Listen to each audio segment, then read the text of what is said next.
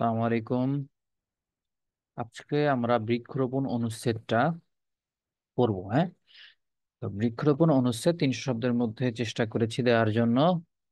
মানুষ সহ পৃথিবীর প্রতিটি প্রাণীর জীবন প্রত্যক্ষ বা পরোক্ষভাবে গাছের সাথে জড়িত। বৃক্ষ এই জমিকে বাসযোগ্য করে তুলেছে, প্রাণীদের জন্য প্রয়োজনীয় খাদ্য সরবরাহ করে এবং সর্বোপরি পৃথিবীর পরিবেশগত এবং জলবায়ু ভারসাম্য বজায় রাখে। আর তাই প্রাকৃতিক ভারসাম্য রক্ষায় গাছ লাগানোর বিকল্প নেই। যে কোনো দেশের মূল ভূখণ্ডে অন্তত 25% বনভূমি থাকা বাঞ্ছনীয়, কিন্তু সে তুলনায় বাংলাদেশে বনভূমির পরিমাণ মোট আয়তনের মাত্র 16%।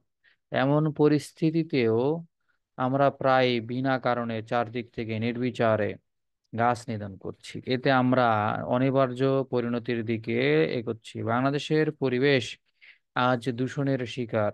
ফলে অতিরিক্ত বৃষ্টি হয় বৃষ্টি হয় না। প্রতি বছর বাংলাদেশ আকস্মিক বন্যা, ভূমিধস ও ঘূর্ণিঝড়ের বিধ্বস্ত হয়।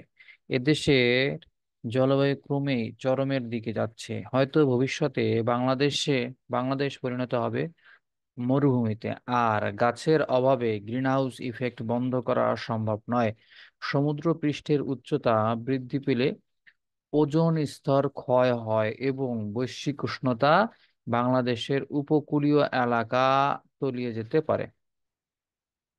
বৃক্ষরোপণ বা বৃক্ষ সম্পদের বিকাশ তাই আমাদের অস্তিত্বের সাথে জড়িত।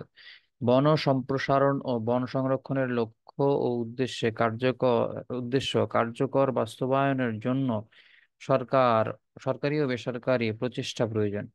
যাই হোক, এই বিষয়ে কিছু দায়িত্ব পালন করা হয়: অবাধ ও নির্বিচারে বন উজাড় রোধ, নতুন চারা রোপণ এবং প্রয়োজনীয় রক্ষণাবেক্ষণ, অপরিণত গাছ কাটা রোধে আইন প্রয়োগ, নতুন এলাকায় সামাজিক বনায়ন প্রতিষ্ঠা, বৃক্ষ মেলার আয়োজন ইত্যাদি। এসবের সম্মিলিত প্রচেষ্টায় বৃক্ষরোপণ অভিযান চালাতে পারলে বাংলাদেশ সহ আমাদের ভূমি আবার বাসযোগ্য হয়ে উঠবে।